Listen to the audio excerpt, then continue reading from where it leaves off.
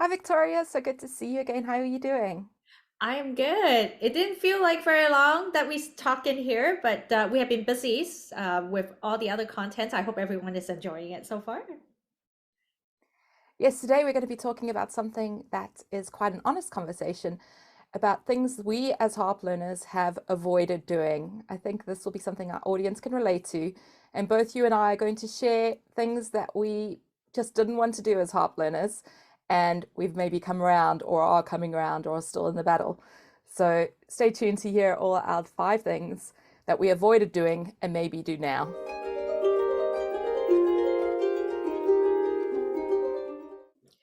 And I will start by sharing one of the biggest sort of resistance I had was with the metronome. I resist using the metronome for a while, and it really wasn't until I had to practice for a duet last year for our Talking Harps first birthday celebration that I realized that there is a time and place for metronome. What have been your experience with practicing metronome? Is that something you fear too? Yes, I guess I always knew the benefit of a metronome, but there's something about playing and thinking that you've got a good sense of rhythm, and then the metronome just really reveals all and can be a very honest reflection that's easily avoided. I found when I was listening back to some recordings I did last year, I was quite shocked. And especially if I had 2 takes in a recording and was trying to line them up and realized there was just a massive difference in my recording. And especially like you say, when trying to duet with others, you just have to be so spot on.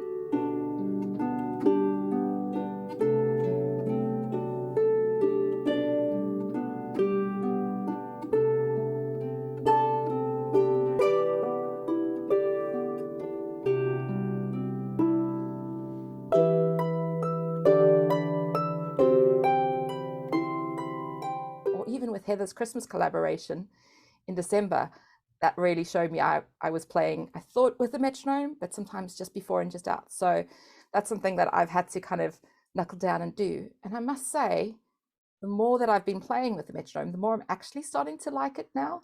Just seeing the impact that metronome practice has had on my playing has made it something that I really want to do more often.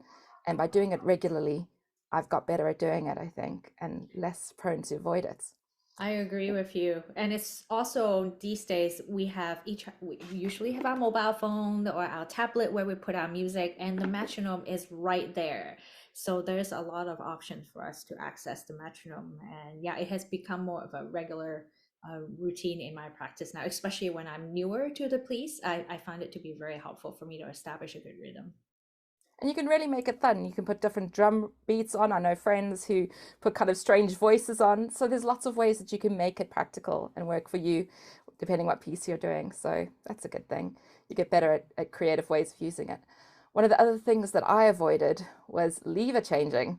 And I know that's something that you'll find a shock because I know that you're a lever shifting fan. But yeah, I avoided it for a while, mainly because I didn't regulate my harp living in South Africa. I just didn't regulate it myself as a younger student, and the technician only came once a year. And so having the harp not quite in tune, if you mid song shifted, um, obviously was off-putting. So that's something that I've now that I'm making sure my harp's regulated, that I know how to regulate the levers myself. Um, I am finding that I need to do more and more.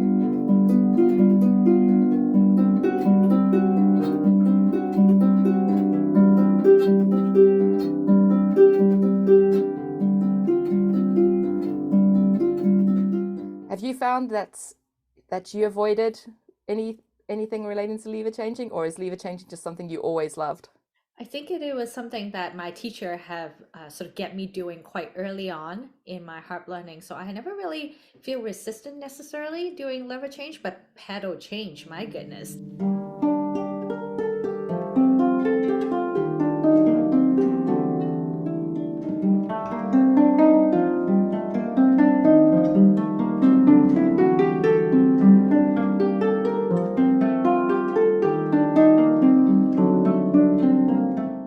that was a little bit challenging for me. And I think partly because I'm a smaller person, and also not being able to look down, because I don't think anyone wants supposed to be looking down and changing pedal when they're playing the harp. You're supposed to be looking at the audience or music. So I do find that a little bit challenging for me. And I think much like lever change, hopefully is something that the more I do, the more I get comfortable with. It's really freeing to have the ability to lever change when you see how much repertoire it actually opens up to you on the lever harp.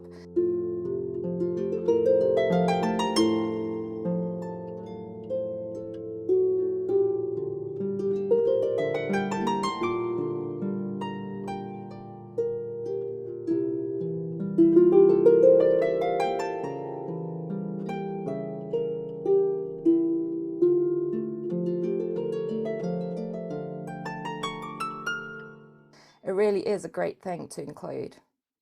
Absolutely. And just on the note of being able to open up to more music, something I avoid doing is finger independence. And I was surprised to learn about how many pieces of music actually involve some sort of finger independence movement. And the piece that really sort of got me into thinking or rethinking about practicing finger independence was Nordic Spaces that Josh wrote, which involved a lot of finger independence.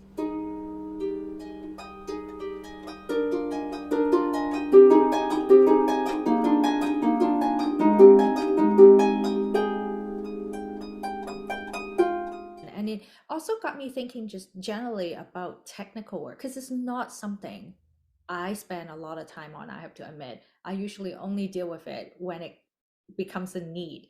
So that is also something that I haven't really been paying mindful attention to for a while. Yes, I was challenged when my harp teacher decided to come out with a technical exercises book. That's a subtle hint that maybe this is something I should be paying attention to. Though it was really empowering and helpful to have that interview that you did with Ailey and to be able to use that as a springboard to make improvements to my playing. I find when I include technical work, it makes a big difference. And I've also been looking a little bit at Heather Downey's membership where she has some technical work in there. And that's quite nice for when I'm feeling like I don't want to do any technical exercises with a book. And it's just lovely to have her right there in the room with me on a video, working me through it. That can make it really accessible to include that. I know exactly how long it's going to take because the video is pre-recorded. And that's helped me to kind of incorporate a little bit more systematic technical work into my practice as well as having another option.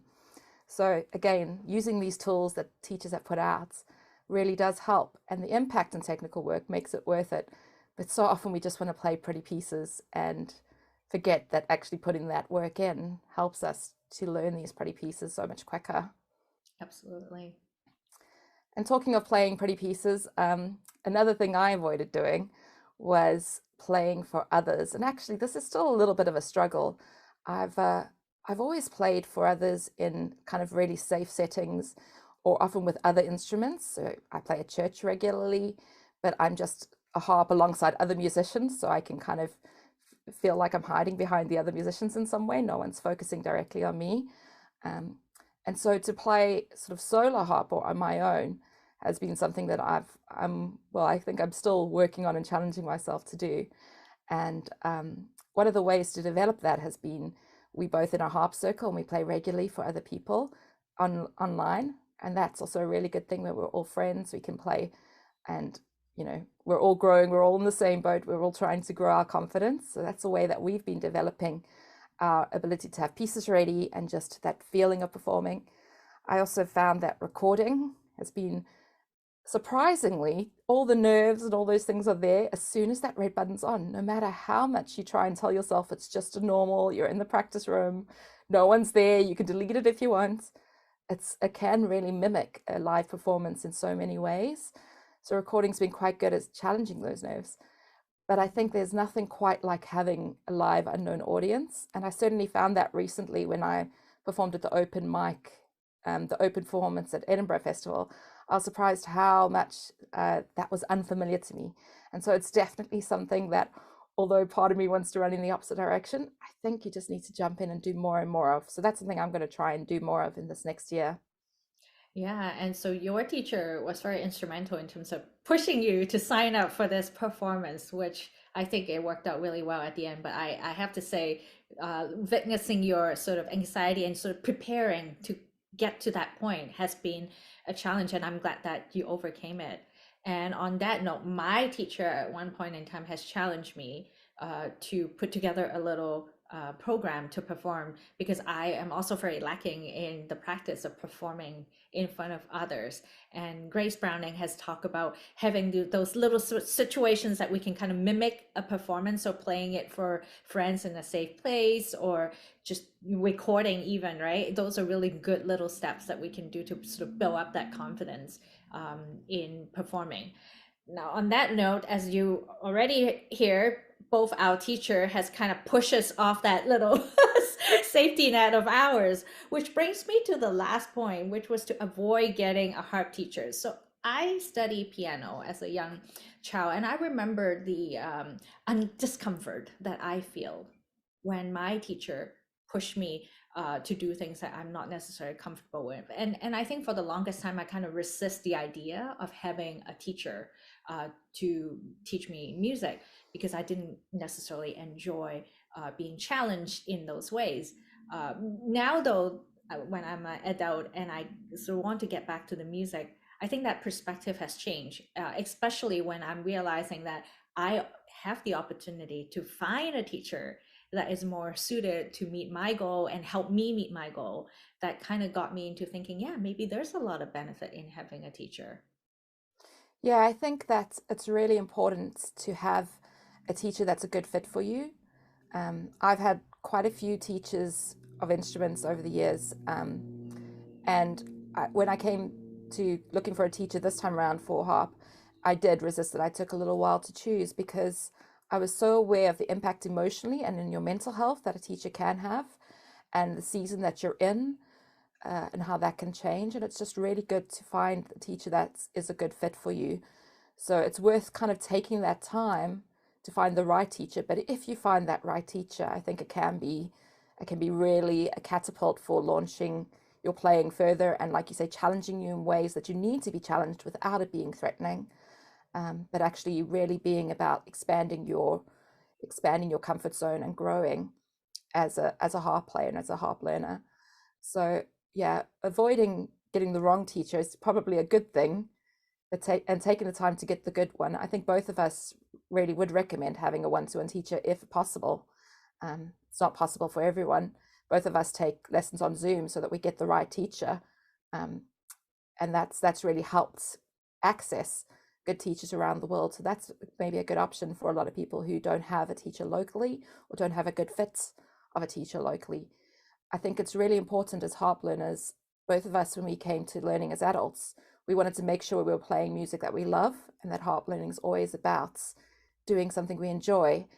And so I think it's important, just as having a good teacher, it's really important to have the right kind of music as well. And so, although we've already reached 5 things, maybe a bonus point that I might add is to something we avoided doing maybe is buying music. I know when I was younger, I certainly avoided buying music. I was shipping it from the UK, and I know people in Australia who learned, a while ago before the internet, they were doing the same thing, having to ship all their music from a field. It wasn't just local, and that was a massive expense and not so easy. And you didn't have YouTube playlists that you could just listen to audio clips of pieces.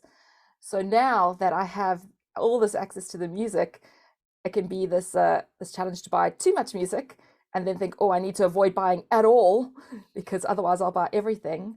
And that could be I think it's a real challenge for us as harp learners, that kind of shiny object syndrome. Somehow we magically think if we buy the music, it'll just magically appear to our fingers and just we'll be able to play it. And so, yeah, the balance of having a strategy for buying sheet music has been something I've had to do. For me, what I do is I subscribe to Ailey's Patreon, so I get regular sheet music that way, and then I only ever buy any other harp music that I'm actually about to start learning, so that I kind of don't have too big a pile of music that I'm never going to learn, and it might take me 3 years if I learn a new piece every week, and that's just not going to happen. So that's one way Yeah. I try and manage it. Do you have the And same challenge? I do, well, especially you're talking to a knitter here, who knitters are known to hoard a lot of yarns, and we have materials beyond our life expectations. So the approach I take with harpship music, and thankfully I'm involved in Talking Harps, is I challenge myself to learn a piece of music from every one of our guests that put out sheet music.